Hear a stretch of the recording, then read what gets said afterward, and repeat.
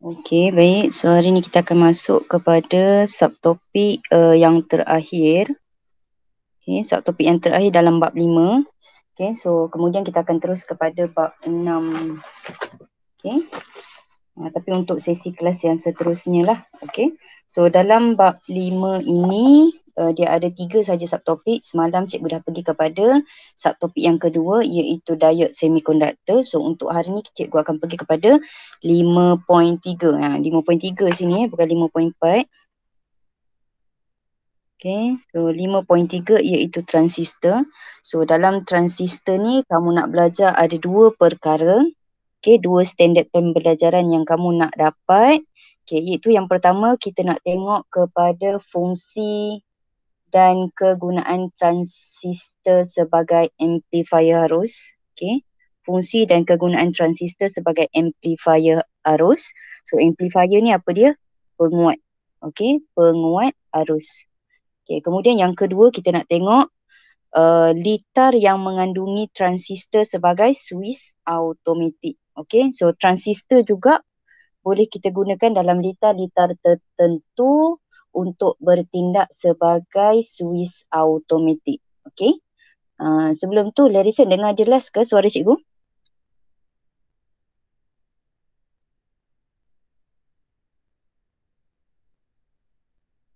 Larissa, dengar jelas ke suara? Alright, okay, good. Thank you. Okay, baik. So now kita tengok, okay, transistor.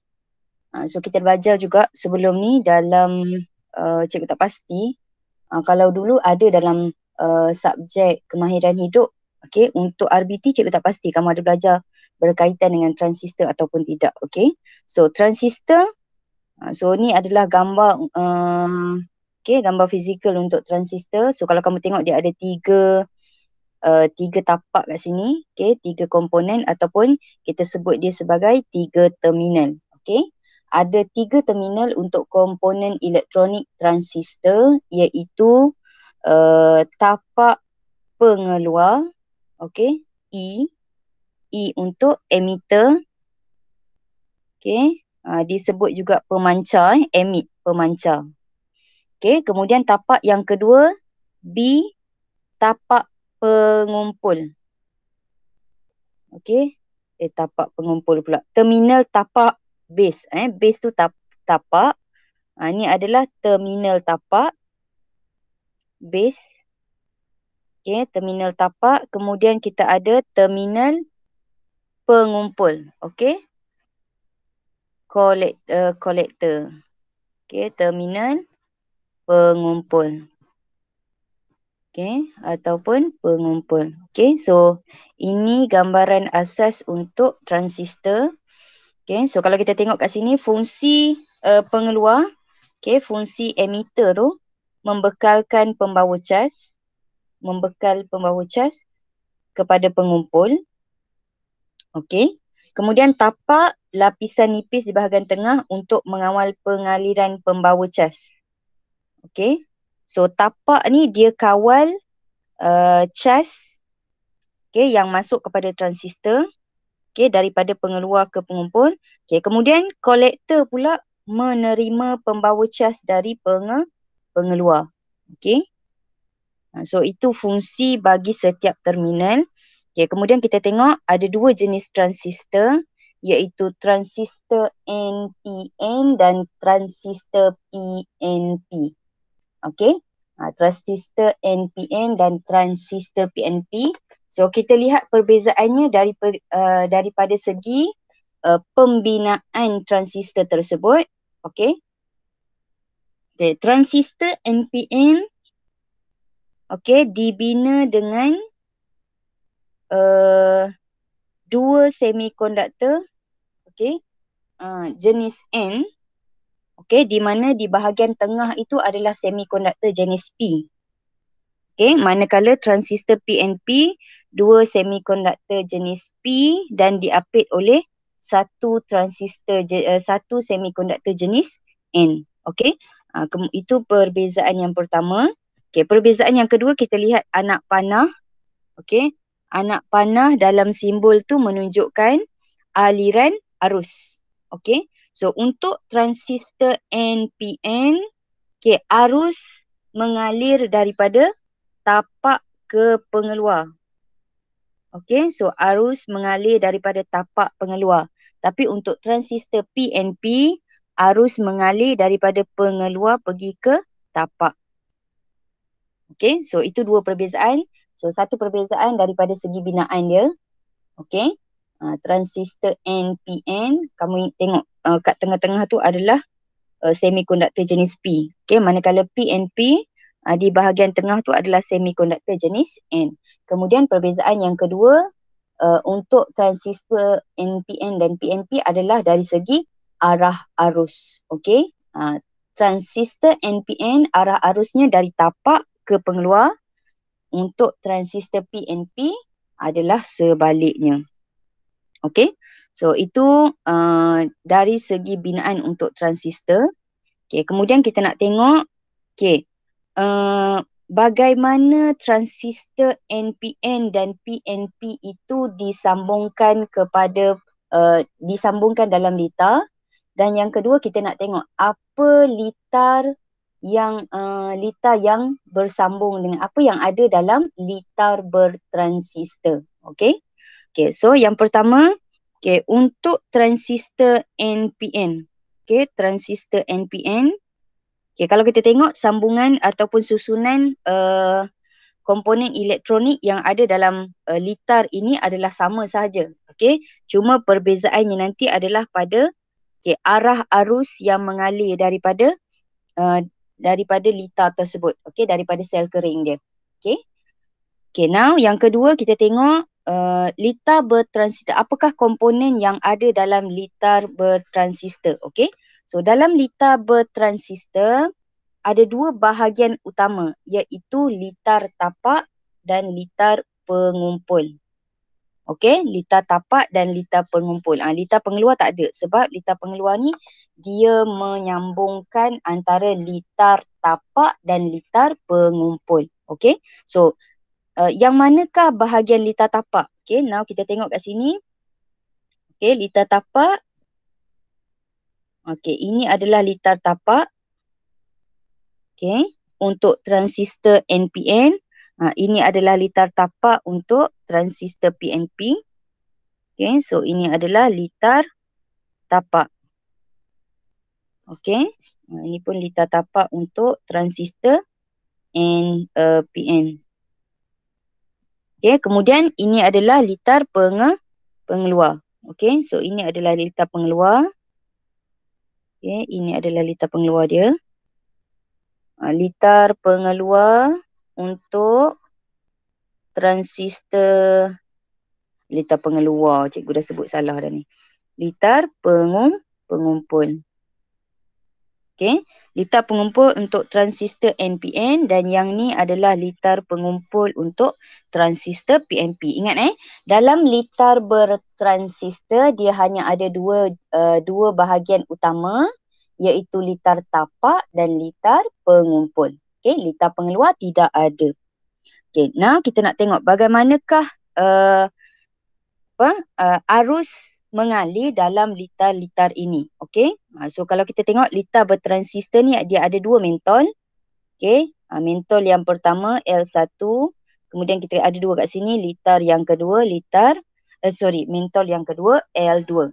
Okay, okay, so apa yang berlaku, okay, ataupun bagaimanakah kita nak tengok fungsi litar pengumpul dan litar tapak ini. Okay, kita pergi word by word. Okay, yang pertama, apabila suis terbuka. Okay, suis terbuka ni arus tidak adalah, arus sama dengan sifar.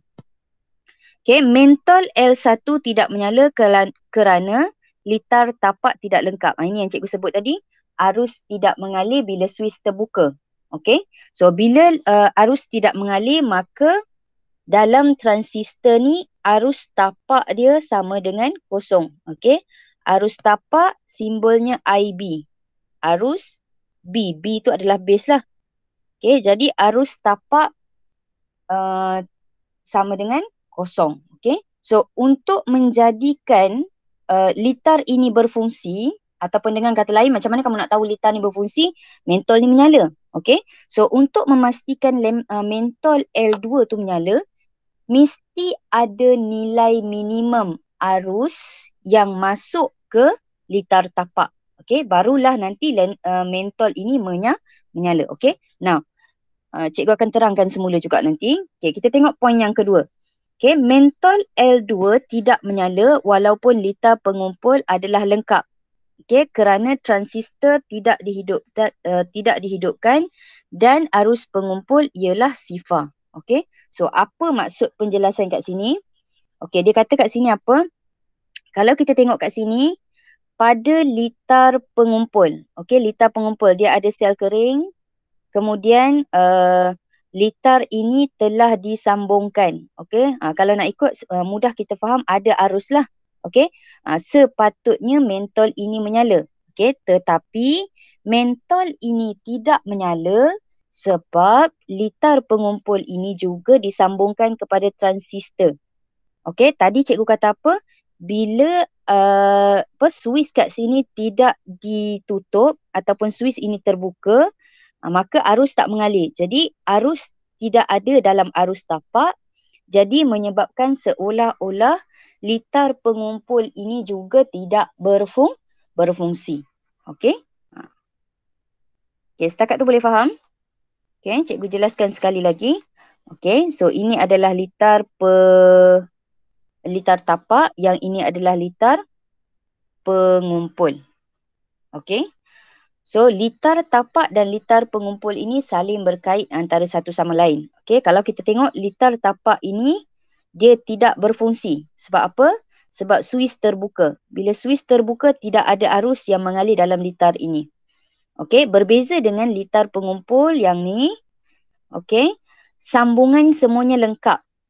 Okay, tetapi walau sambungannya lengkap, dia tidak boleh menyalakan mentol ini. Sebab arus tapak yang masuk dalam transistor ini adalah sifar.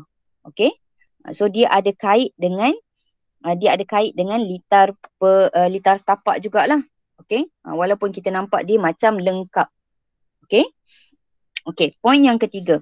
Okey, apabila switch tertutup. Okey, so apabila switch ini tertutup, so bila switch tertutup, arus tak sama dengan kosong. Okey, so arus tak sama dengan kosong tu maksudnya apa? Ada arus yang mengalir. Okay. So apabila switch tertutup, mentol L1 menyala. Okay. So mentol ini akan menyala. Okay. Switch ni tertutup. Okay. I tak sama dengan kosong. Arus mengalir. Okay. L1 akan menyala. Okay. L1 akan menyala dengan malap. Okay. Dia menyala tetapi malap. Kerana rintangan RB berintangan tinggi. Okay. So nilai rintangan RB ni tinggi. Okay. Nilai rintangan RB tinggi dan arus tapak sangat kecil. Okay. Arus tapak ada IB. Kalau cikgu tulis IB ni kamu faham dah lah. Arus tapak. I for arus, B for base. Okay. Arus tapak ada nilai. Okay. Tetapi nilai tersebut sangat kecil. Sebab itu mentol malap. Okay, mentol malap. Okay, mentol L2 menyala dengan terang. Okay, mentol L2 menyala dengan terang. Okay, mentol L2 menyala dengan terang. Okay, cikgu padam yang tadi. Mentol L2 menyala dengan terang sebab apa? Kerana arus pengumpul adalah besar berbanding dengan arus tapak. So, arus pengumpul okay, lebih besar daripada arus tapak. Okay. Okay, maka dia akan menghasilkan nyalaan yang lebih terang berbanding dengan L1. Okay, L1 tu adalah mentol yang pertama lah. Okay. Kemudian, poin yang keempat, arus tapak yang kecil menghasilkan suatu voltan VBE. Okay. So, bila ada arus yang kecil pada pada tapak, okay, pada terminal tapak ni, dia akan menghasilkan voltan, voltan yang kecil, dan apabila nilai voltan ini mencapai satu nilai minimum, litar pengumpul akan dihidupkan. So ini yang menyebabkan tadi mentol ini menyala. Mudah kamu faham apa? At least untuk menghidupkan mentol ni tadi, at least mesti ada arus kecil yang masuk kepada tapak. Kemudian arus kecil yang masuk kepada tapak ni akan menghasilkan beza keupayaan merentasi point B ke E. Apabila VE mencapai satu nilai minimum, litar pengumpul akan dihidupkan. So mudah kamu faham apa? Mesti ada arus yang kecil. So bila ada arus yang kecil ini, dia akan menghasilkan voltan. Voltan kat mana? Voltan antara tapak dengan pemancar ni. Tapak dengan pemancar. Arus tapak IB dapat mengawal arus pengumpul. Keadaan ini membolehkan transistor sebagai suis automatik. So kamu boleh faham juga bahawa IB ni sebenarnya king lah. Dia yang kawal arus pengumpul. Dia yang kawal arus pengumpul. Kalau ada nilai pada arus tapak, maka akan ada nilai pada arus pengumpul. Kalau IB sama dengan kosong, IB sama dengan kosong, maka IC juga sama dengan kosong. Kemudian rintangan RB adalah besar untuk menghadkan arus tapak IB supaya transistor menjadi panas dan menjadi tidak panas, ataupun supaya transistor tidak menjadi panas dan terbakar. Satu lagi bagaimana dia berfungsi. Rintangan ini mestilah sangat tinggi. Kenapa rintangan ini mestilah sangat tinggi? Supaya arus tapak yang masuk kepada transistor, supaya arus tapak yang masuk kepada transistor tidak menyebabkan transistor itu tidak berfungsi, ataupun dengan kata lain, bila rintangan tinggi, so dalam keadaan rintangan tinggi ni, apa yang berlaku, dia boleh menyebabkan sebenarnya satu-satu dawai itu boleh jadi panas dan terbakar. Jadi untuk mengelakkan transistor tu daripada panas dan terbakar, rintangan untuk perintang RB ini mestilah sangat-sangat tinggi. So bagaimana cara kerja dia berfungsi, sama juga lah untuk transistor PNP. Right, cikgu teruskan. Kita tengok fungsi transistor sebagai amplifier arus. Amplifier arus, ataupun bahasa mudahnya adalah penguat arus. Selalu kita tengok kalau nak nyanyi kena ada amplifier. So apa tujuan amplifier tu? Supaya bila kita nyanyi pada mikrofon tu, suara tu dapat didengari dalam satu kawasan yang lebih besar lah. Now kita tengok ini adalah aktiviti untuk mengkaji kegunaan transistor sebagai amplifier arus. Secara teorinya nanti, apabila rintangan bertambah, so kamu tengok nilai rintangan kat sini bertambah. Nilai rintangan bertambah, arus tapak dan arus pengumpul juga akan bertambah. Secara teorinya macam tu, tapi kita boleh buat eksperimen dan membuktikan bahawa teori ini betul. So bila kita plotkan graf, menggunakan data ini, bila kita plotkan graf menggunakan data ini, kita akan dapat satu nilai kecerunan yang mewakili faktor penggandaan amplifier ataupun berapa banyak kuatnya amplifier tersebut. Okay. Okay. Kita tengok graf. Okay, so ini adalah contoh graf. Okay, contoh graf yang terhasil daripada aktiviti yang sebelum tadi. Okay, so kamu boleh tengok dengan jelas kat sini. Okay, IC iaitu arus pengumpul. Okay, arus pengumpul berkadar terus dengan arus tapak. Okay, arus pengumpul berkadar terus dengan arus tapak.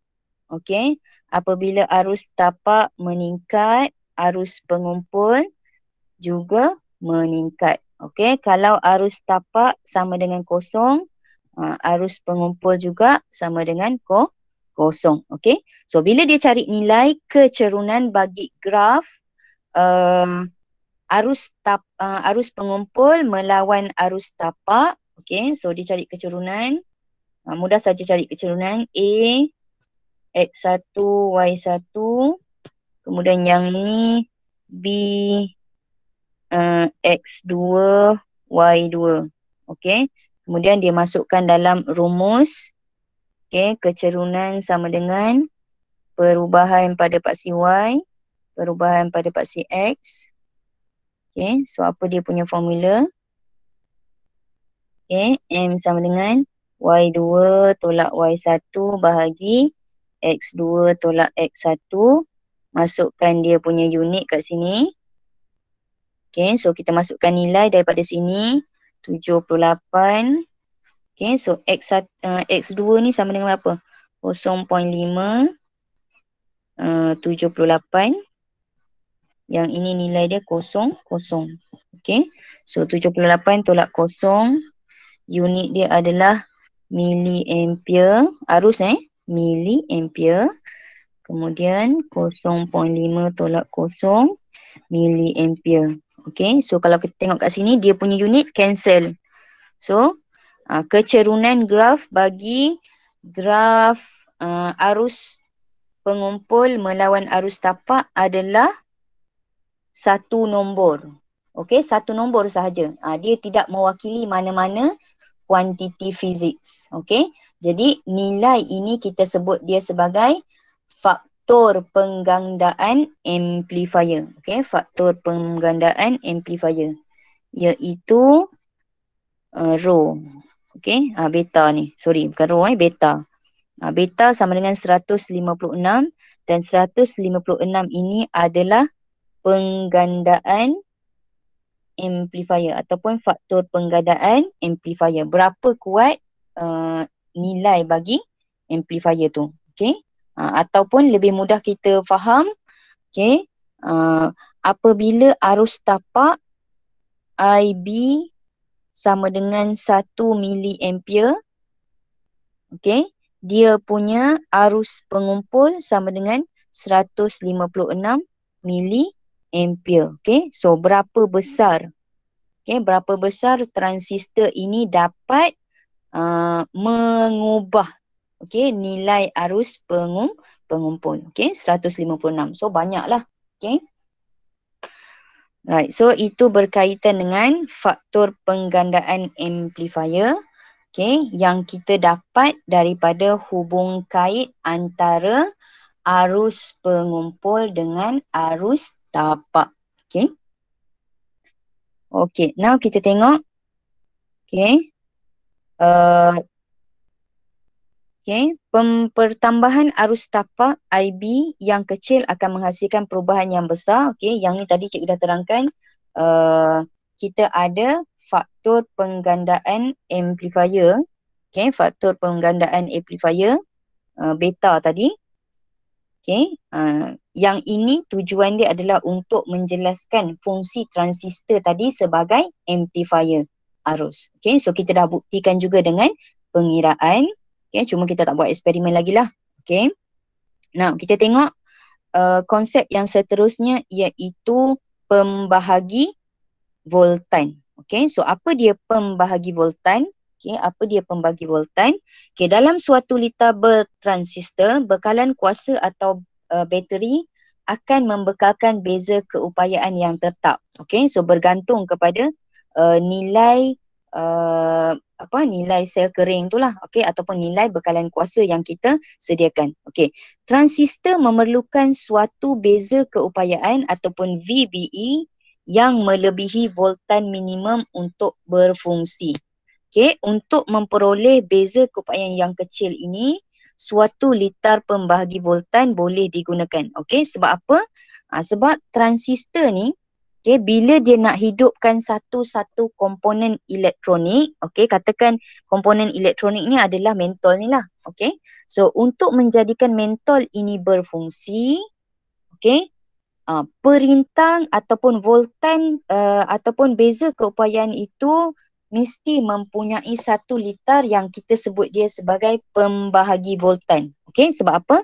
Cikgu dah jelaskan tadi, okay, untuk menghasilkan voltan, okey, voltan yang melalui dari yang bergerak daripada tapak ini base kepada emitter ni, okey, nak hasilkan VBE ni, okey, at least cikgu kata apa tadi, mesti ada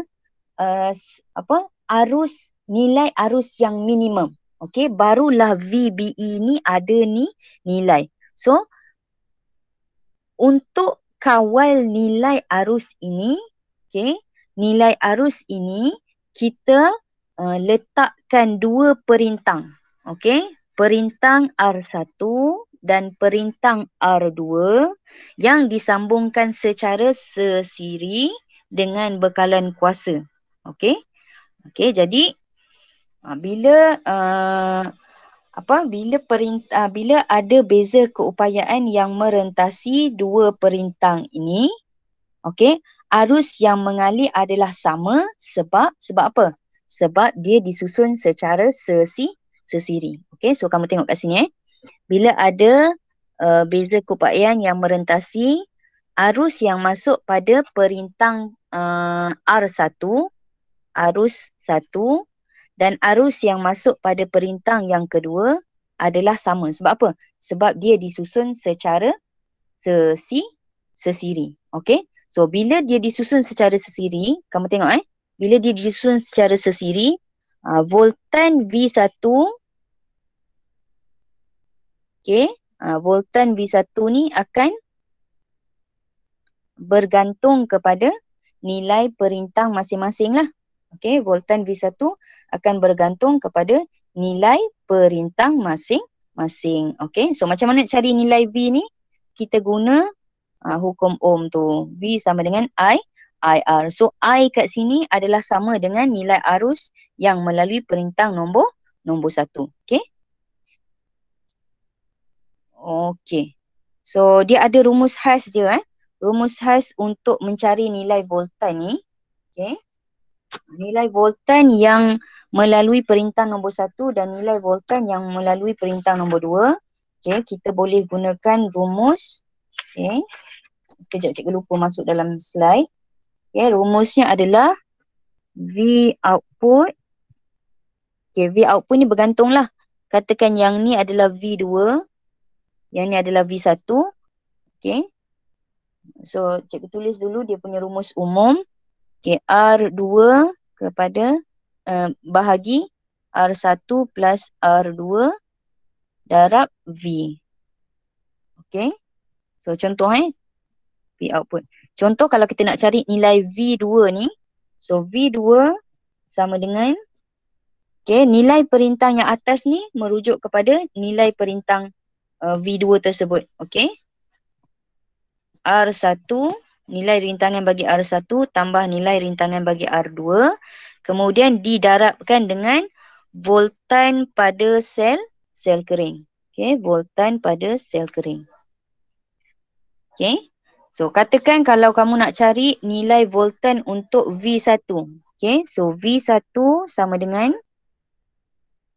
okay, yang atas adalah R1, yang bawah ni kekal R1 plus R2 darab dengan voltan pada sel kering. Okay, so ini adalah cara untuk mencari nilai pembahagi voltan. Okay, so di akhir nanti cikgu akan tunjukkan satu penyelesaian masalah melibatkan nilai pembahagi voltan untuk rintangan ni. Okay. So ingat tadi kenapa nak ada pembagi voltan ni? Okay, sebab kita nak mengawal arus yang masuk ke tapak ni. Okay, kita nak kawal arus yang masuk kepada tapak. Okay. Okay, seterusnya. Okay, kita tengok pula transistor. Okay, fungsi transistor dan perintang peka cahaya dalam suis kawalan cahaya. Okay, so suis kawalan cahaya ni digunakan dalam lampu jalan automatik. Okay, so bagaimana perintang? Kita tengok dulu yang pertama, bagaimana perintang peka cahaya berfungsi. Okay, perintang peka cahaya berfungsi. So kalau kita tengok perintang peka cahaya, okay, ada tanda anak panah kat sana. Okay, so kita tengok satu persatu. Okay, perintang peka cahaya bagaimana dia berfungsi dalam gelap. Okay, tidak ada cahaya. Dan bagaimana dia berfungsi ketika ada cahaya. Okay, so kita lihat dulu yang pertama. Okay, dalam keadaan gelap. Okay, dalam keadaan gelap, rintangan LDR adalah sangat tinggi. Okay, dalam keadaan gelap, okay, kita lukis gambar bulan lah kat sini. Okay, dalam keadaan gelap, okay, rintangan LDR. Okay, rintangan LDR sangat tinggi. Okay, mana LDR? Yang ni lah. Okay, rintangan LDR sangat tinggi. Okay, kemudian apa yang berlaku? Nilai voltan juga sangat tinggi. Okay, nilai voltan yang merentasi LDR ini juga sangat tinggi. Okay, dan apabila nilai voltan atau voltan LDR ini melebihi voltan minimum merentasi VBE, merentasi BE ni, okay, arus tapak akan mengalir dan menghidupkan transistor. Okay, so kamu tengok kat sini. Okay, bila rintangan LDR tinggi, voltan tinggi. Okay, so bila voltan VBE kat sini tinggi, okay, maka akan ada arus yang masuk ke dalam tapak ini. Seterusnya dia akan menghidupkan mentol. Okay, so ini berlaku apabila gelap ataupun apabila tidak ada cahaya. Okay, so ingat ingat. Keyword dia ingat yang ni. Okay, apabila dalam keadaan gelap, okay, gelap ni ada bulan lah, malam. Okay, apabila dalam keadaan gelap ada bulan, rintangan LDR sangat tinggi. So apabila rintangan LDR tinggi, okay, voltan merentasi LDR juga tinggi ataupun meningkat. Okay, dan voltan LDR melebihi voltan minimum merentasi VBE. Okay, ingat tadi, cikgu ulang sekali lagi. Untuk kita pastikan komponen elektronik kat sini berfungsi. Okay, dalam kes ni, komponen elektronik dia adalah mentol lah. Sebab okay, mentol ni kita nak guna pada waktu malam secara automatik. Okay, so untuk pastikan mentol ini berfungsi, mesti ada arus minimum masuk ke tapak. Okay, arus minimum. Okay, so bila ada arus minimum, akan ada voltan yang kita sebut sebagai VBE. Okay, voltan VBE ini lebih besar. So bila ada voltan VBE, okay, voltan yang voltan yang lebih besar akan masuk ke dalam litar pengumpul dan menyebabkan mentol ini menyala. Okay, menyala pada waktu malam. Okay, menyala pada waktu malam. Okay, so itu yang pertama. Okay, kemudian kita tengok dalam keadaan cerah. Okay, apa berlaku dalam keadaan cerah? Okay, bila keadaan cerah, okay, okay, LDR akan mempunyai rintangan yang rendah. Okay, bila hari siang, okay, bila hari siang, LDR ini akan mempunyai rintangan yang rendah. Okay, rintangan dia rendah.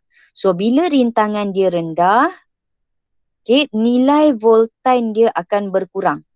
Okay, nilai voltan kat sini akan berkurang. So bila nilai voltan dia akan berkurang, maka voltan minimum merentasi VBE. Okay, so voltan kat sini minimum lah. Okay, voltan kat sini minimum. Jadi tidak ada arus yang masuk ke dalam tapak. So arus tapak ini sama dengan kosong. So bila arus tapak sama dengan kosong, maka tidak ada arus yang akan masuk ke dalam litar pengumpul. Okay? Jadi bila tidak ada arus yang masuk dalam litar pengumpul, maka mentol ini tidak menyala pada waktu siang. Okay? Pada waktu siang. So yang ini cikgu tulis kat sini. Okay, arus tak sama dengan kosong. Arus tak sama dengan kosong ni maksud dia ada nilai lah. Okay, untuk pada waktu cerah. Okay, pada waktu cerah. Okay, ada matahari. Okay, perintang peka cahaya, nilai rintangannya rendah. Okay, bila rintangannya rendah, voltan yang masuk ke tapak tu, okay, VBE, okay, voltan yang masuk ke tapak tu kecil, rendah. Jadi arus minimum, arus sangat minimum, dan arus yang masuk ke litar pengumpul sama dengan kosong. Okey, jadi mentol tidak menyala. Mentol tak menyala waktu siang. Okey, yang ini mentol menyala. Okey. So ingat konsep dia, cikgu sebut sekali lagi.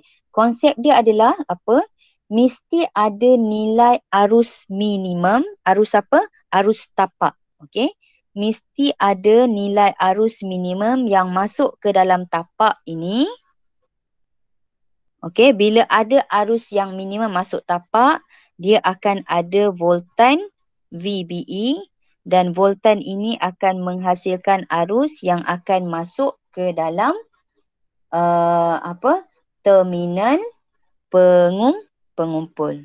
Okey, so bila ada nilai arus yang masuk dalam terminal pengumpul, maka apa-apa alat elektronik yang diletakkan di sini akan berfungsilah sebab arus dia ada. Arus dia tak sama dengan kosong. Katakan sini mentol, so mentol akan menyala. Katakan kat sini dia letak pembesar suara, so pembesar suara ni akan berfungsilah. Katakan kat sini dia letak apa lagi? Penggera kebakaran. So penggera kebakaran ini juga akan berfungsi. Okey. Seterusnya kita lihat aplikasi yang kedua iaitu termistor. Okey, termistor dalam penggera kawalan suhu. Okey, dalam penggera kawalan suhu. So termistor ni adalah perintang lah. Mudah kamu faham, dia adalah perintang peka haba. Okey, so nilai perintang ini juga berubah mengikut suhu persekitaran. So bila suhu persekitaran tinggi, okay, so kita akan tengok apa yang berlaku. Okay, rintangan adalah tinggi dalam keadaan suhu bilik. So perintang peka haba ini ataupun termistor ini pada suhu bilik. Okay, suhu bilik rintangannya tinggi. Okay, rintangannya tinggi.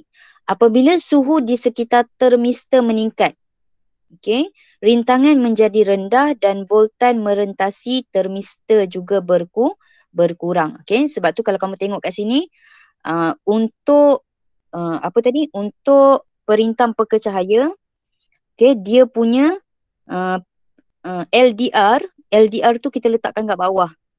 Okay, tapi untuk dalam penggera kawalan suhu, termistor dia kat bawah. Okey, sebab termistor ini pada suhu bilik rintangannya tinggi. Okey, rintangannya tinggi. Tapi bila suhu rendah, okey, suhu rendah, temperature rendah, rintangannya rendah. Okey, so yang ini suhu tinggi, rintangan tinggi. Okey. termistor apabila suhu rendah dia punya rintangan juga rendah. Okey, so kita tengok macam mana dia berfungsi. Okey, macam mana dia berfungsi.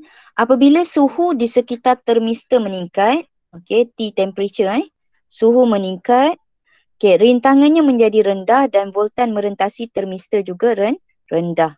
Okey, rintangan rendah, suhu di sekitar termistor meningkat rintangan rendah. Oh, dia berkadar songsang salah cikgu terangkan tadi. Apabila suhu meningkat, okay, rintangan rendah, kemudian voltan juga jadi rendah. Okay, berdasarkan konsep pembahagi voltan, apabila voltan merentasi termistor berkurang, voltan merentasi rintangan VR akan meningkat. So, bila voltan kat sini rendah, okay, voltan perintang ni akan tinggilah. Okay.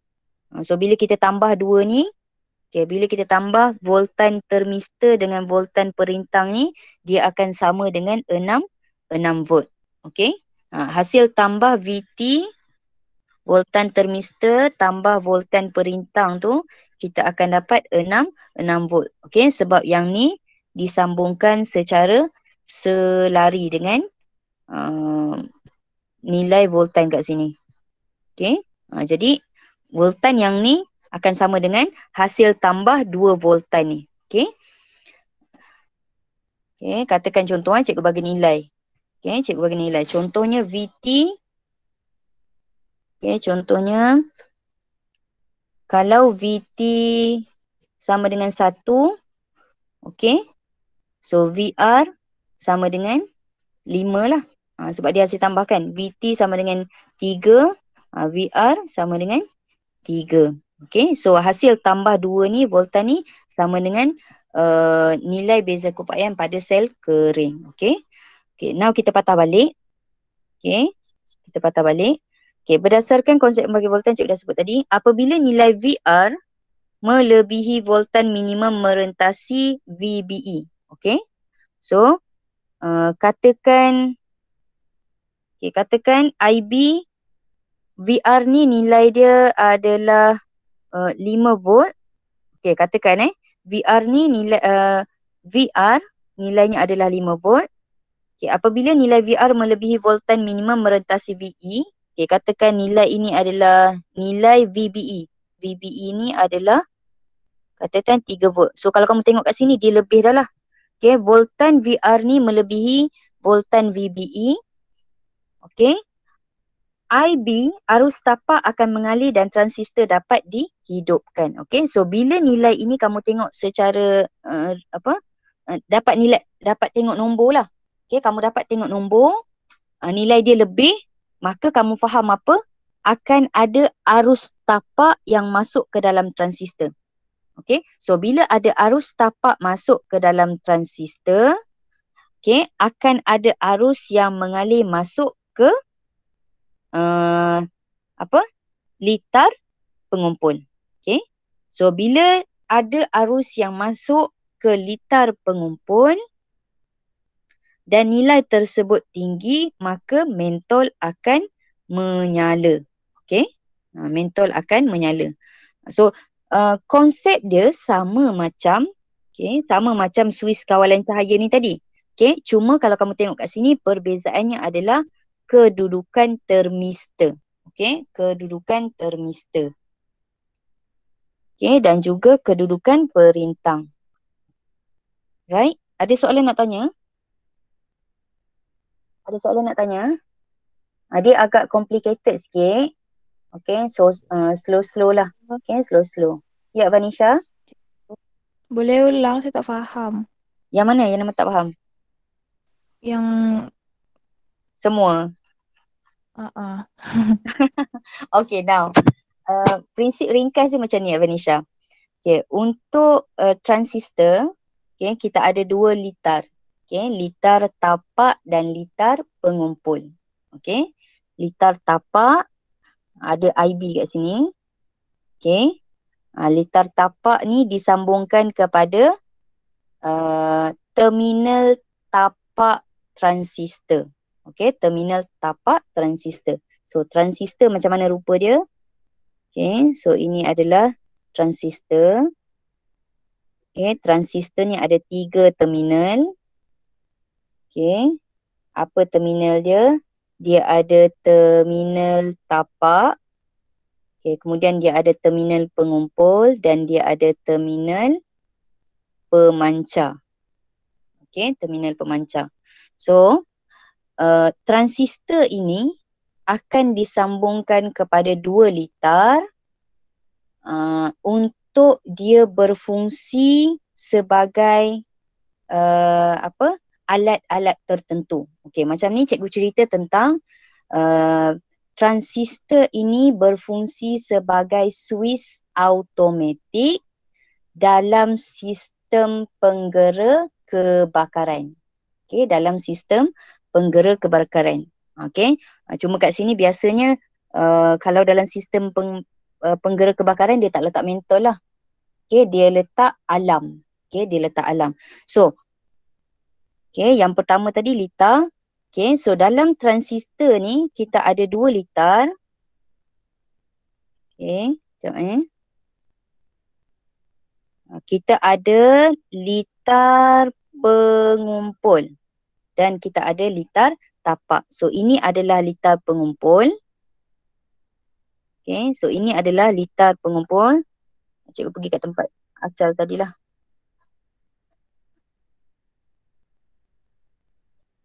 Okay. So ini yang awal tadi. Okay, so ini adalah litar bertransistor. So transistor dia dekat sini lah. Okay, so ini adalah transistor dia. So dalam litar bertransistor ni kita ada 2 litar, iaitu yang pertama litar tapak dan ini adalah litar pengumpul. Okay, so macam mana litar tapak dan litar pengumpul ini berfungsi? Okay, macam mana dia berfungsi? Dia bergantung kepada arus yang masuk kepada litar tapak. Okey, arus yang masuk kepada litar tapak. Okey. Okey, untuk dia berfungsi ada certain nilai. Okey, ada arus minimum. Okey, arus minimum yang perlu ada untuk membolehkan litar kedua ini berfungsi. Okey, katakan dia melepasi arus yang masuk ke tapak ini melepasi nilai minimum tersebut, maka dia akan menyebabkan pengaliran arus pada arus pengumpul dan mentol ini menyala lah. Dia sebenarnya bukanlah semestinya mentol saja. Okay? So kat sini dia boleh jadi macam cikgu sebut tadi, dia boleh jadi alam.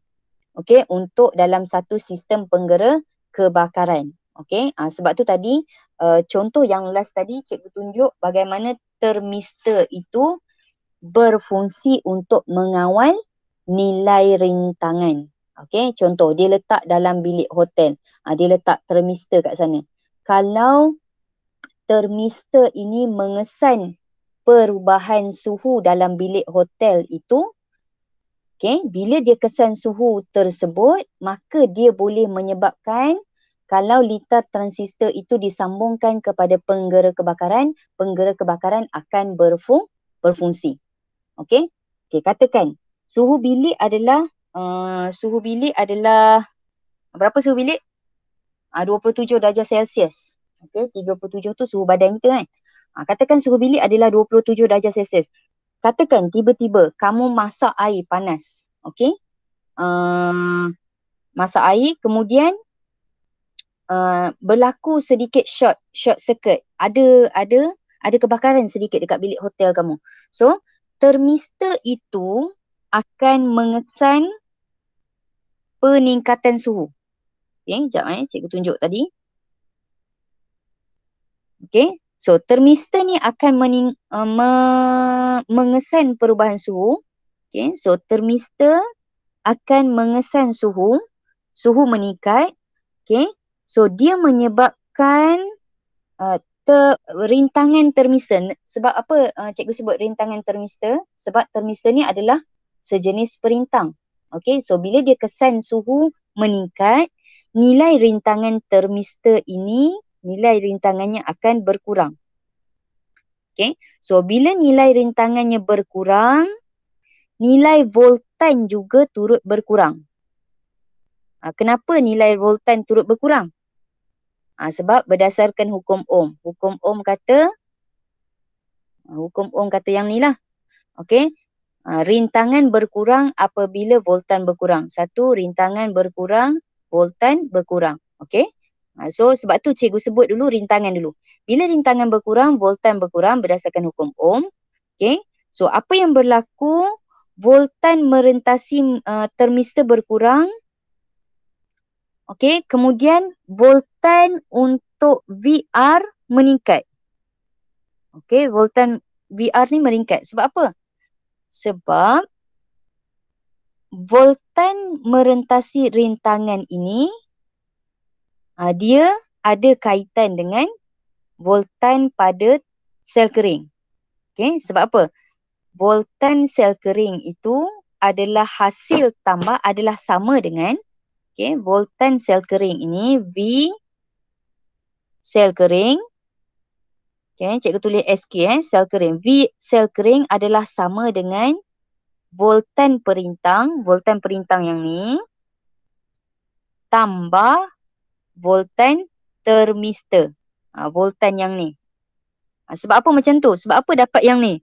Sebab voltan sel kering ini, voltan sel kering ni adalah selari dengan voltan pada termister dengan VR. Okay. So, katakan kat sini cikgu buat. Yang ni adalah voltan termister. Yang ni adalah voltan perintang. Okay. So, voltan termister VT kita tambah dengan voltan perintang, kita akan dapat nilai 6 volt. Okay. Sebab apa? Sebab dia disusun secara selari. Okay. Patah balik pada yang cikgu terangkan ni tadi. Okay. Bila suhu meningkat, rintangan berkurang. Okay. Voltan juga berkurang. So, apa berlaku pada rintangan perintang yang bawah ni?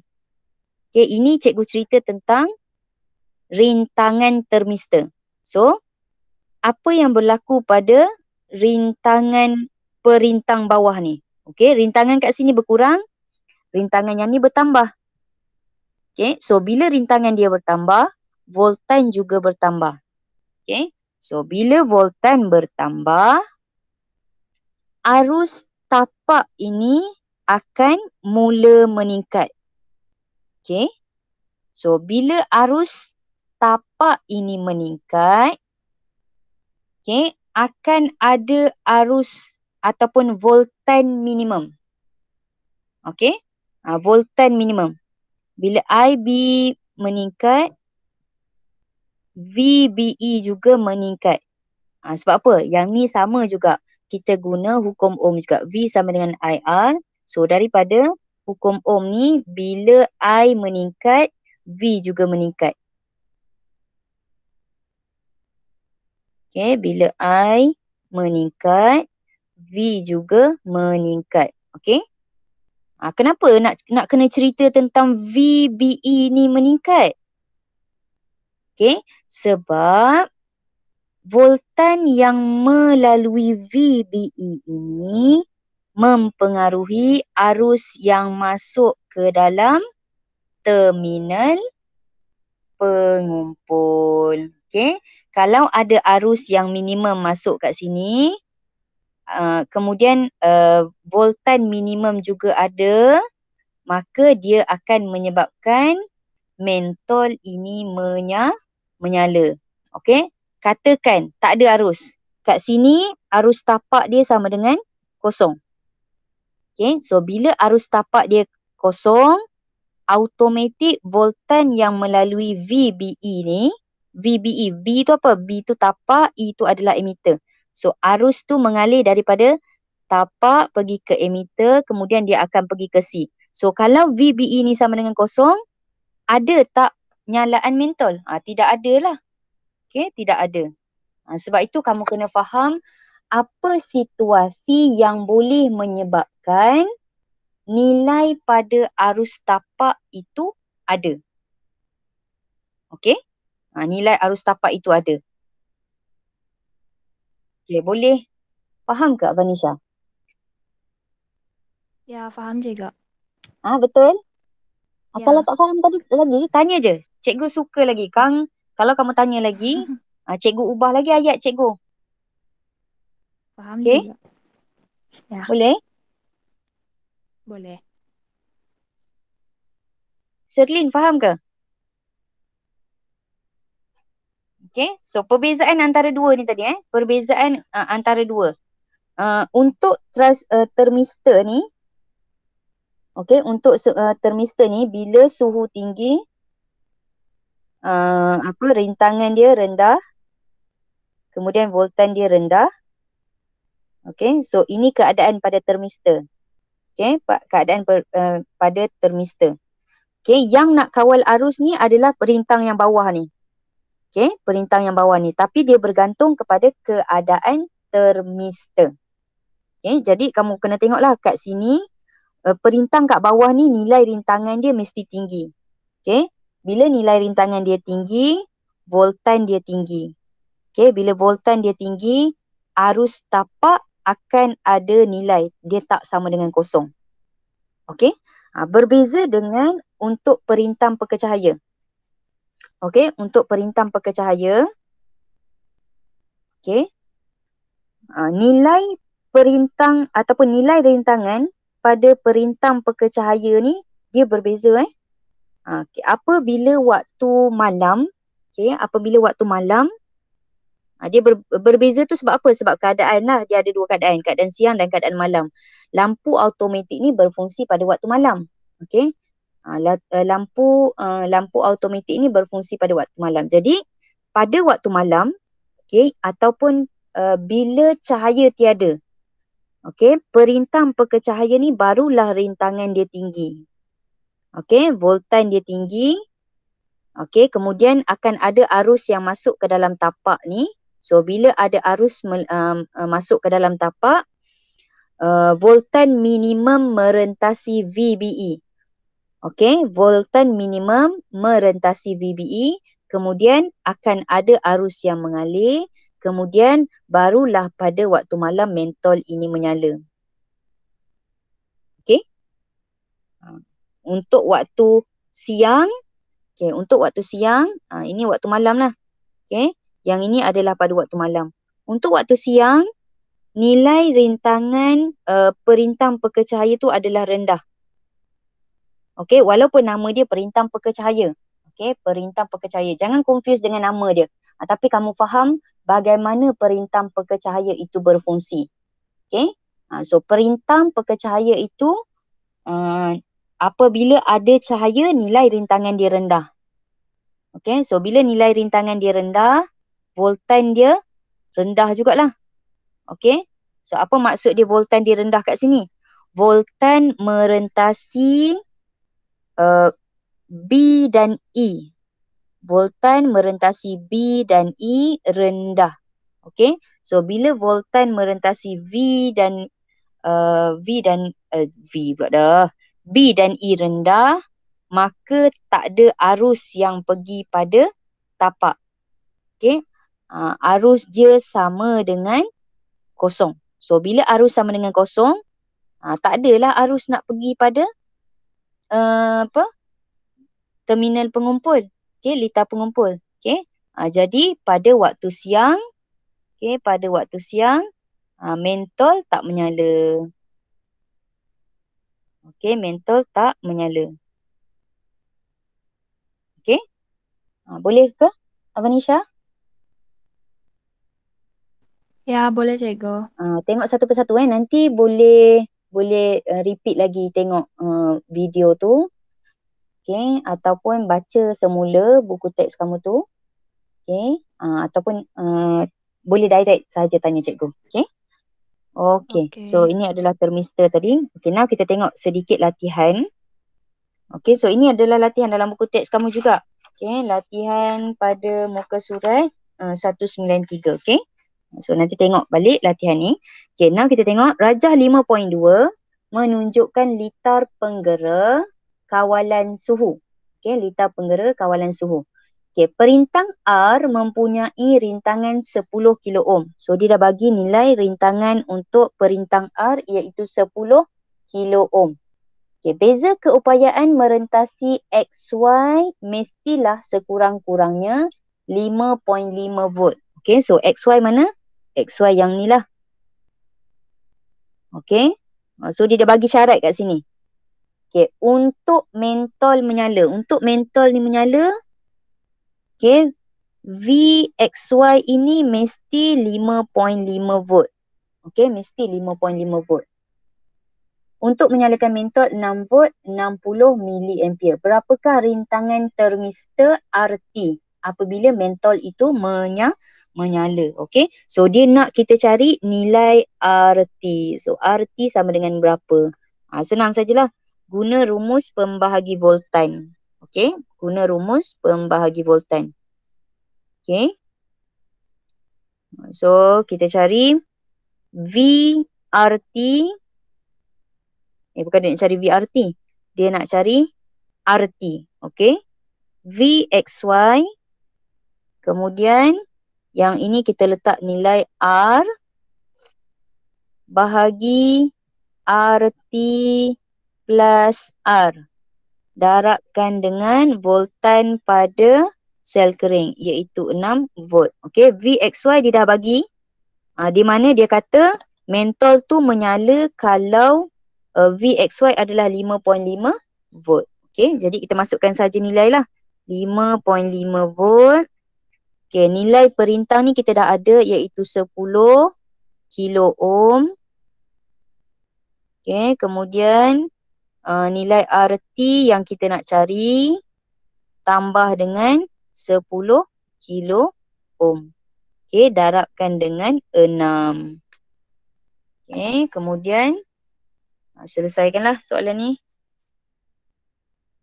Okey, macam mana nak selesaikan dia?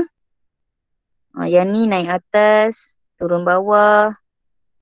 Okey, so RT tambah 10 kilo ohm sama dengan 10 bahagi 5.5 darab 6. Okey, so tekan kalkulator. RT sama dengan berapa ni? 60 bahagi 5.5. Okay. So kita dapat jawapan akhir 0.9 kilo ohm. Okay, 60 bahagi 5.5 tolak 10.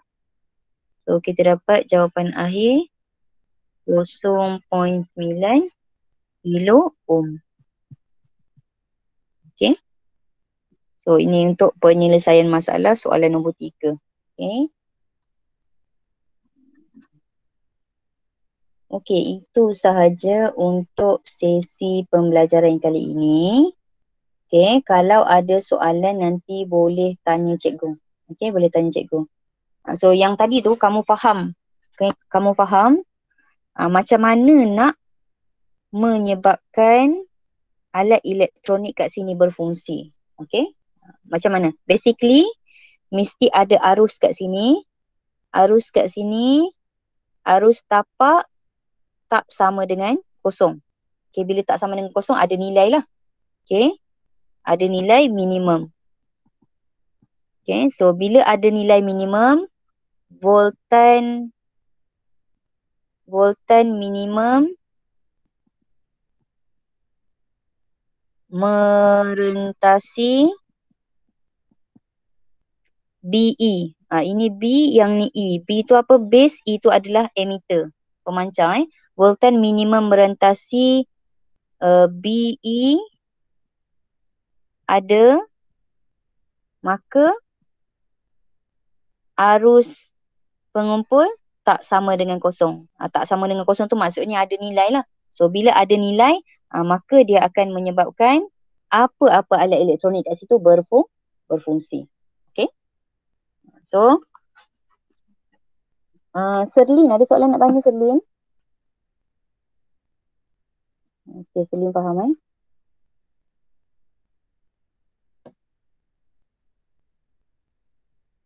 Okay, cikgu rasa untuk sesi kali ini sampai situ dulu. Okay, terima kasih kerana bersama dengan cikgu sampai akhir. Okay, nanti apa-apa soalan tolong tanya tolong tanya cikgu. Okay, itu saja. Terima kasih semua. Thank you, cikgu. Alright, sama-sama.